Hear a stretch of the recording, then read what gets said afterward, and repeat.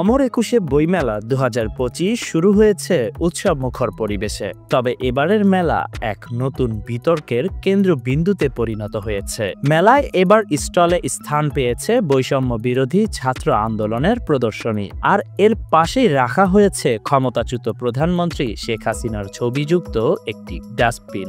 এই দৃশ্যটি সামাজিক মাধ্যমে ব্যাপক আলোচনার জন্ম দিয়েছে।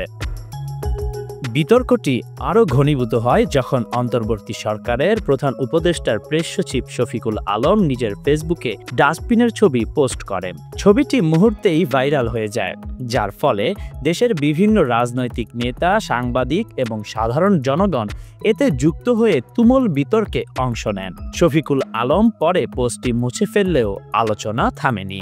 এরপর উপদেষ্টা আসিফ মাহমুদও ওই ডাস্টবিনের সাথে ময়লা ফেলার একটি ছবি শেয়ার করেন, যা নেটিজেনদের মধ্যে আরও বেশি আলোচনা সৃষ্টি করে। এই বিতর্কে যোগ দিয়েছেন জনপ্রিয় চিত্রনায়িকা পরীমনি।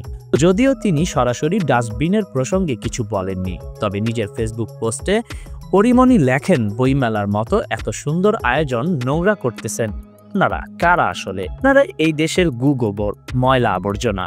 তার এই মন্তব্যটি দ্রুত ভাইরাল হয়ে যায় এবং মন্তব্যের ঝড় সৃষ্টি করে।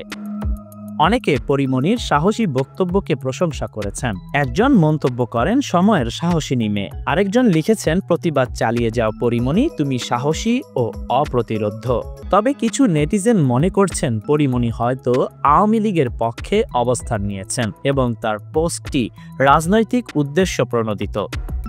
এ পর্যন্ত পরীমনি তার পোস্টটি সরিয়ে নেননি এবং এ বিষয়ে কোনো ব্যাখ্যা দেননি। তবে নেটিজেনরা এখনও তার মন্তব্য নিয়ে নানা মতামত ব্যক্ত করে যাচ্ছেন। Khandaker Ishtiaque, news now 24।